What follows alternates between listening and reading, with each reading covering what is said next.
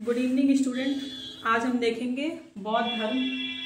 बौद्ध धर्म में बुद्ध जो हैं उनको हम बौद्ध धर्म का संस्थापक मानते हैं। बुद्ध जी को ही लाइट ऑफ एशिया भी कहा जाता है। बुद्ध जी के जन्म से संबंधित कुछ प्रतीक चिन्ह हैं। जन्म कहिए या जीवन से संबंधित, तो पहला उनके जन्म से संबंधित है कमल एवं सांड। गृह त्याग से संबंधित है घोड़ा। ज्ञान से संबंधित है पीपल। निर्वाण से संबंधित है पदचिन्ह और मृत्यु से संबंधित है स्तूप। कहा जाता है कि जब उनकी मृत्यु हुई थी गौतम बुद्ध की, तो उनके शरीर के अवशेषों को 8 भागों में बांटकर 8 स्तूपों का निर्माण किया गया था। अब देखते हैं कि बुद्ध जी का जन्म कब हुआ था। 563 ईसा पूर्व में कपिलवस्तु के लुम्बिनी नामक स्थान पर हुआ था, जो अभी नेपाल में है। 29 वर्ष की अवस्था में उन्होंने अपना घर छोड़ दिया था, और जिसको महाभिनिष्क्रमण कहा जाता है। उनके घर छोड़ने की अवस्था को कहा जाता है महाभिनिष्क्रमण। उनके जो पहले गुरु थे वो थे अलार कलाम, वैशाली के थे ये, जिनसे इन्होंने सांख्य दर्शन की शिक्षा ली थी। उसके बाद उन्होंने रुद्र कराम पुत्र से शिक्षा ली।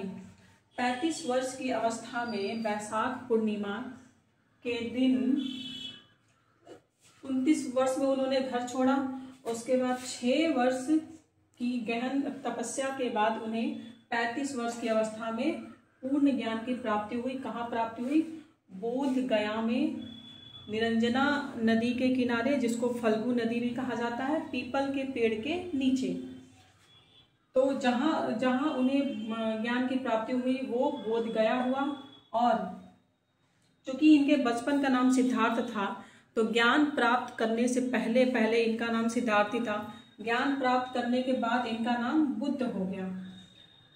इन्होंने अपना सबसे पहला उपदेश जो है सारनाथ में दिया, जिसको धर्म चक्र परिवर्तन कहा जाता था। बुद्ध जी अपना उपदेश पाली भाषा में देते थे, ताकि जो जन साधारण है उनकी समझ में आ सके। श्रावस्ती नामक गांव में बुद्ध जी ने सबसे ज़्यादा उपदेश दिया था। वैसे तो और भी जो महाजनपद थे उसमें बुद्ध जी घूमते रहे और उपदेश देते रहे। इनके अनुयायी राजाओं में बिंबिसार हैं, प्रसेनजीत हैं, उदयन हैं, जो कि मुख्य राजा उस समय के थे। मृत्यु उनकी कब हुई थी? 483 ईसा पूर्व में कुशीनगर में, मल्ल महाजनपद में। मल्लों ने इनका जो दाह संस्कार था वो बहुत ही सम्मान पूर्वक किया था। इनके जो 3 पिटक है, विनय पिटक, सूत्र पिटक और अभिधम्म पिटक।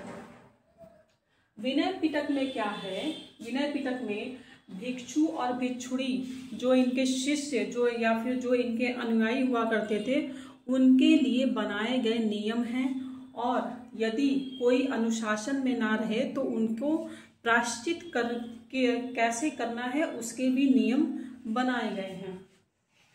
सूत्र पिटक में क्या है? इनके धार्मिक सिद्धांत है। बुद्ध के जो भी धार्मिक सिद्धांत थे वो सूत्र पिटक में दिया गया। अभिधम्म पिटक में क्या है?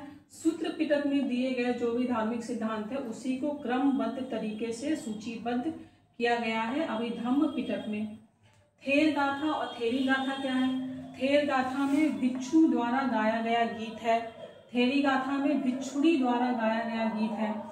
भिक्षुक बुद्ध जो थे उनके शिष्यों को या फिर अनुयायियों को 2 भागों में बांटा गया था। एक थे भिक्षुक और एक थे उपासक। भिक्षुक कौन थे? जो संन्यास ग्रहण करके बौद्ध धर्म का प्रचार करते थे। उपासक वो थे जो गृहस्थ जीवन बिताने के साथ साथ बुद्ध धर्म अपनाने वाले थे, उन्हें उपासक कहा गया था। बुद्ध ने अष्टांगिक मार्ग की परिकल्पना की, मध्यम मार्ग का उपदेश दिया। बुद्ध की सबसे ज्यादा जो मूर्तियां बनी हुई हैं वो गंधार शैली में ही बनी हैं, लेकिन बुद्ध की जो सबसे पहली मूर्ति बनी थी वो मथुरा शैली में बनी थी। बुद्ध जब चौथी सभा हुई थी, बौद्ध सभा जो हुई थी चौथी, उसके बाद से बौद्ध धर्म जो है वो 2 भागों में बट गया था, हीनयान और महायान में। जिसमें से एक में था कि लोग जो इनके उपासक थे वो इनको भगवान मान के इनकी पूजा करने लगे थे, और दूसरे जो थे जो जैसी चली आ रही थी बौद्ध धर्म वैसे ही वो अपनाए हुए थे। बुद्ध के समय से ही धार्मिक जुलूस निकालने की परंपरा शुरू हुई थी। भारत में देखा जाए तो सबसे पहले बुद्ध की ही मूर्ति थी जिसकी पूजा की गई थी। अब देखते हैं कि बौद्ध सभाएं कौन कौन सी थी। अब देखते हैं कि बौद्ध सभाएं कितनी हुई और कहाँ कहाँ हुई। 4 बौद्ध सभाएं हुई थी। पहली कहाँ हुई थी? 483 ईसा पूर्व में राजगृह में। इसके अध्यक्ष थे महाकश्यप और ये अजातशत्रु के शासनकाल में हुआ था। दूसरा हुआ था 383 ईसा पूर्व में वैशाली में, और इसके अध्यक्ष थे सभाकामी कालाशोक के शासनकाल में हुआ था। तीसरा हुआ था 255 ईसा पूर्व में पाटलिपुत्र में, और इसके अध्यक्ष थे मोगलीपुत्र तिस। याद रखना आसान है, पाटलिपुत्र में जब हुआ था तो अध्यक्ष कौन थे? मोगलीपुत्र तिस। यहाँ भी पुत्र है, यहाँ भी पुत्र है। अशोक के शासनकाल में हुआ था। चौथा हुआ था 1st सेंचुरी में, और कहाँ हुआ था? ये कुंडलवन में हुआ था। इसके अध्यक्ष थे वसुमित्र या फिर अश्वघोष। दोनों अगर ऑप्शन में हो तो आप दोनों लगा सकते हो, या फिर एक हो तो दोनों में से एक लग सकता है। और किसके टाइम में हुआ था? कनिष्क के टाइम में। चौथी बौद्ध सभा के बाद जो है बौद्ध धर्म 2 भागों में बट गया था, महायान और हीनयान। महायान जो थे उनका आदर्श था बोधिसत्व। बोधिसत्व मतलब दूसरे का कल्याण करते हुए अपने निर्वाण में विलंब करना। हीनयान का था जो अपनी तपस्या से या भक्ति से निर्वाण को प्राप्त कर सके। बौद्ध धर्म का सबसे बड़ा त्योहार मनाया जाता है वैशाख पूर्णिमा को, क्योंकि इसी दिन बुद्ध जी का जन्म भी हुआ था। बौद्ध धर्म के बाद हम देख लेते हैं शैव धर्म। शैव धर्म में बहुत ज़्यादा कुछ पढ़ना नहीं है, क्योंकि इससे बहुत सारे क्वेश्चन नहीं आते हैं। जाहिर सी बात है, जो लोग शिव की उपासना करते थे या फिर शिव से संबंधित होते थे उन्हें शैव धर्म मानने वाला कहा जाता था। हड़प्पा में सबसे पहले शिवलिंग उपासना का पुरातात्विक साक्ष्य मिला है। ऋग्वेद में शिव को रुद्र कहा गया है। मत्स्य पुराण में लिंग पूजा करने की, शिवलिंग की पूजा करने की वहां पे उल्लेख मिला हुआ है। 4 शैव संप्रदाय थे, पाशुपत, कापालिक, कालामुख और लिंगायत। पाशुपत संप्रदाय के संस्थापक कौन थे? लकुलिश। शून्य संपादने जो है वो ग्रंथ है किसका? लिंगायत संप्रदाय का ग्रंथ है शून्य संपादने। एलोरा कैलाश मंदिर की रचना किसने की थी? राष्ट्रकूटों ने की थी एलोरा कैलाश मंदिर की रचना। तंजौर का जो राजेश्वर शैव मंदिर है उसकी रचना किसने की है? राज फर्स्ट ने। कुषाण शासक जो है उनकी मुद्राओं पर शिव और नंदी का चित्र एक साथ मिलता है उनकी मुद्राओं पर। आजीवक संप्रदाय के संस्थापक कौन थे? मखली पुत्र गौशाल। तो शैव धर्म में इतना ही पढ़ेंगे। अब आगे देखते हैं कि वैष्णव धर्म में क्या क्या। आज का हमारा जो तीसरा टॉपिक है वो है वैष्णव धर्म। वैष्णव धर्म की जो जानकारी है, सबसे पहली जानकारी हमें कहाँ मिली? उपनिषदों से मिली है। इसके जो प्रवर्तक थे वो वासुदेव कृष्ण थे। वासुदेव कृष्ण का सबसे पहला उल्लेख जो है वो छंदोग्य उपनिषद में मिला है हमें। वैष्णव धर्म के जो कुछ प्रमुख संप्रदाय थे वो देख लेते हैं कौन कौन सा था और उनके क्या मत थे, उनके आचार्य कौन कौन थे। पहला था वैष्णव संप्रदाय। इसका मत था विशिष्टाद्वैत। इसके आचार्य रामानुज। दूसरा है ब्रह्म संप्रदाय। इसका मत है द्वैत। इसके आचार्य आनंद तीर्थ। तीसरा संप्रदाय था रुद्र संप्रदाय। इसका मत था शुद्धाद्वैत। इसके आचार्य वल्लभाचार्य। चौथा था शनक संप्रदाय। इसका मत है द्वैताद्वैत। इसके आचार्य है निम्बार्क। अंकोर वाट में कंबोडिया में जो मंदिर बनवाया गया है वो बनवाया गया है सूर्यवर्मा II के द्वारा 1113 में ये मंदिर बनवाया गया था। सूर्यवर्मा द्वितीय के द्वारा अंकोर वाट का मंदिर जो विष्णु भगवान का मंदिर है कंबोडिया में बनाया गया था।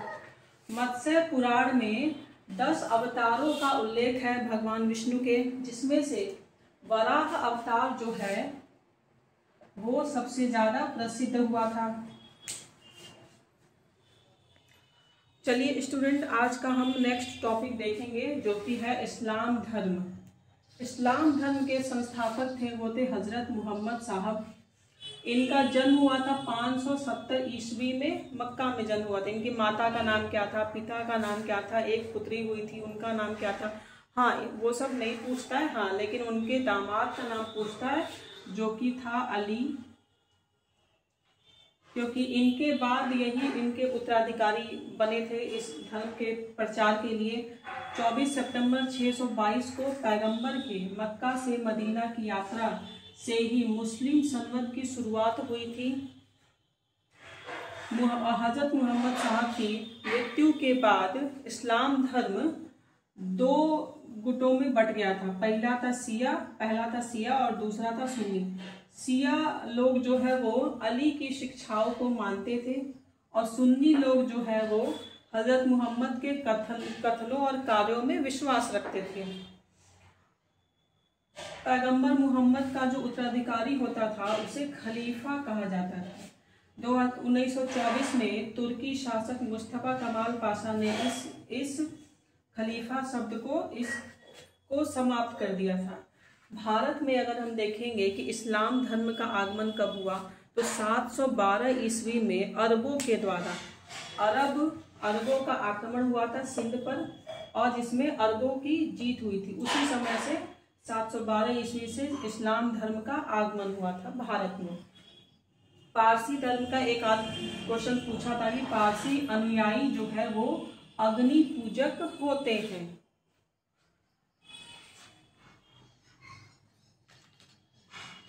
स्टूडेंट्स, आज का हमारा लास्ट टॉपिक देखेंगे मगध राज्य का उत्कर्ष। मगध की स्थापना या फिर संस्थापक कहे तो वो थे बृहद्रथ। इसने राजधानी राजगीर को बनाई, राजगीर। उसके बाद आए बिंबिसार, इन्होंने हर्यक वंश की स्थापना की। 544 ईस्वी में हर्यक वंश की स्थापना की। ये बौद्ध धर्म को मानते थे। सबसे पहले राजा थे मगध के जिन्होंने प्रशासनिक व्यवस्था पर बल दिया था। इनके ही राजवैद्य थे जीवक, जिनको इन्होंने बुद्ध की सेवा में भेजा था। और उसके बाद अवंती के राजा प्रदोत जो थे पांडु रोग से परेशान थे, तब इन्होंने जीवक को इनकी सेवा में भेजा था। साम्राज्य विस्तार के लिए बिंबिसार ने क्या किया, वैवाहिक संबंधों द्वारा साम्राज्य का विस्तार किया। अजातशत्रु बिंबिसार के पुत्र हुए। अजातशत्रु अपने पिता की हत्या करके गद्दी पर बैठे। इनका एक उपनाम भी है कुड़िक। प्रारंभ में ये जैन धर्म के अनुयायी थे, बाद में इन्होंने बौद्ध धर्म अपना लिया था। इनके सबसे सुयोग्य मंत्री थे वर्षकाल, जिसकी सहायता से इन्होंने वैशाली पर विजय प्राप्त की थी। उसके बाद अजातशत्रु के बाद आए इनके पुत्र उदयन। इन्होंने भी वही किया, अजातशत्रु की हत्या करके गद्दी पर बैठे और इन्होंने पाटलिपुत्र की स्थापना की। हर्यक वंश का जो अंतिम राजा था वो था नागदशक। इसकी हत्या करके इसके एक सामंत ने जिसका नाम था शिशुनाग, उसने नाग डायनेस्टी की स्थापना की और राजधानी पाटलिपुत्र से वैशाली ले आए। शिशुनाग के बाद हम देखेंगे कि शिशुनाग का उत्तराधिकारी कौन हुआ, कालाशोक। कालाशोक क्या हुआ, फिर अपनी राजधानी को वैशाली से पाटलिपुत्र ले आया। उसके बाद नंदीवर्धन जो है वो शिशुनाग डायनेस्टी के अंतिम शासक हुए थे, नंदीवर्धन। उसके बाद नंद वंश की स्थापना हुई, जिसके संस्थापक थे महापद्मानंद। इसके अंतिम शासक थे नंद वंश का अंतिम शासक कौन था, घनानंद था, जो कि सिकंदर का समकालीन था। धनानंद को जो है चंद्रगुप्त मौर्य ने हरा करके मौर्य डायनेस्टी की स्थापना की थी। उसके बाद नंद वंश का भी पतन हो गया था। ये हमारा आज का लास्ट टॉपिक था। आप लाइक कर दीजिए, सब्सक्राइब कर दीजिए और शेयर कर दीजिए इसको।